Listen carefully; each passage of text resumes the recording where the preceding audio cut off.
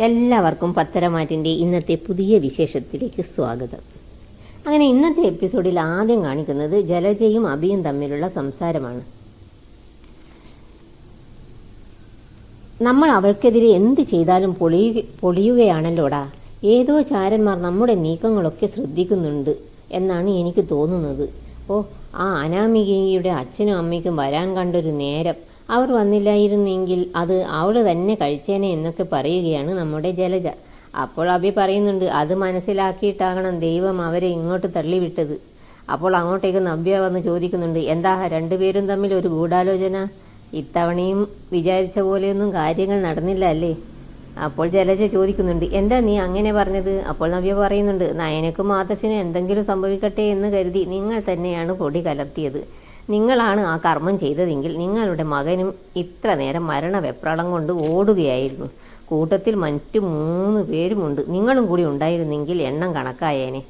ഏതായാലും കിട്ടേണ്ടവർക്ക് തന്നെ കിട്ടി. എനിക്കത് വളരെയധികം സന്തോഷം തന്നെയാണ് എന്നൊക്കെ പറയുകയാണ് നമ്മുടെ നവി. ഇതൊക്കെ കേട്ട് ജലജയ്ക്ക് ഭയങ്കരമായിട്ട് ദേഷ്യം വരുന്നുണ്ട് കേട്ടോ. എന്നിട്ട് അബിയോട് പറയുന്നുണ്ട്, എടാ നീ അവളുടെ വായിൽ എന്തെങ്കിലും തുണിയൊക്കെ തിരികെ വയ്ക്കുക, എന്നാലെങ്കിലും അവൾ വായ അടക്കി വെക്കട്ടെ എന്ന് പറഞ്ഞ് ജലജ അവിടുന്ന് സഹികെട്ട് പോവുകയാണ്.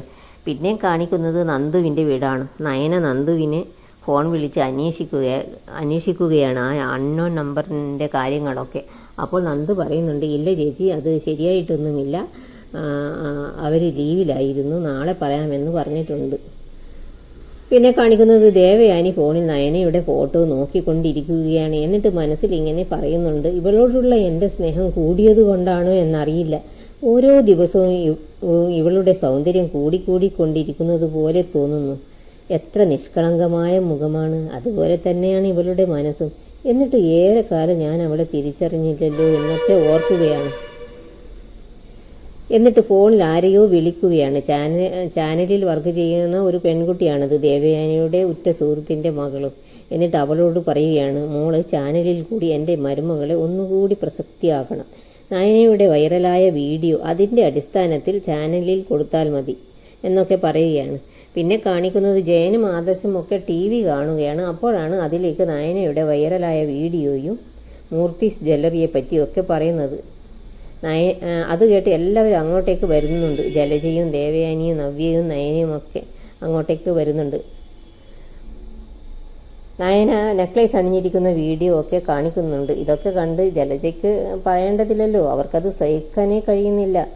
ഓരോന്ന് പറഞ്ഞ് നയനയെ കുറ്റപ്പെടുത്താൻ ശ്രമിക്കുന്നുണ്ട്, പക്ഷേ ഒന്നും അങ്ങോട്ട് ഏൽക്കുന്നുമില്ല. അങ്ങനെ എല്ലാവരും നയനയുടെ കഴിവിനെ പുകഴ്ത്തുന്നത് ദേവയാനി ആസ്വദിക്കുന്നുണ്ടെങ്കിലും അത് കാണിക്കാതെ പറയുന്നുണ്ട്, മതി, എല്ലാവരും അവളെ അങ്ങ് പുകഴ്ത്തി തലയിൽ കയറ്റി വയ്ക്കേണ്ട എന്നൊക്കെ പറയുന്നുണ്ട്.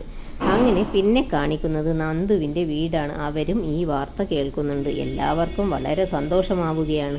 നന്ദു പറയുന്നുണ്ട്, എൻ്റെ ചേച്ചി വേറെ ലെവലാ. ഇനി അനന്തപുരിയിലെ മൂർത്തി മുത്തശ്ശൻ വരെ നയനയുടെ പേരിൽ അറിയപ്പെടാനാ സാധ്യത. നയന കളക്ഷൻ എന്ന പേര് എല്ലാവർക്കും ഇഷ്ടപ്പെടുകയാണ്. പിന്നെ കാണിക്കുന്നത് ആദർശും നയനയും തമ്മിലുള്ള സംസാരമാണ്. ആദർശ് വളരെ സന്തോഷത്തിലാണ്. ആദർശ് നയനയെ ഇങ്ങനെ പുകഴ്ത്തുന്നുണ്ട്. എന്നിട്ട് പറയുന്നുണ്ട് നയനയോട്, നിനക്കിനി ഇൻ്റർനാഷണൽ ഫെസ്റ്റിവലിലൊക്കെ പങ്കെടുക്കാൻ പറ്റും, അതിനു വേണ്ട സാഹചര്യം ഞാൻ സൃഷ്ടിച്ചു കൊള്ളാം. അപ്പോൾ നയന പറയുന്നുണ്ട്, അതൊന്നും വേണ്ട ആദർശേട്ടാ, എനിക്കങ്ങനെ ദൂരെയൊന്നും പോകുന്നതൊന്നും ഇഷ്ടമല്ല. അപ്പോഴേക്കും നയനയ്ക്ക് ഫോൺ വരുന്നുണ്ട്. നയനയുടെ അമ്മയാണ് വിളിച്ചത്. അമ്മയും അച്ഛനും ഒക്കെ വിളിച്ച് അവരുടെ സന്തോഷം പങ്കുവയ്ക്കുകയാണ്.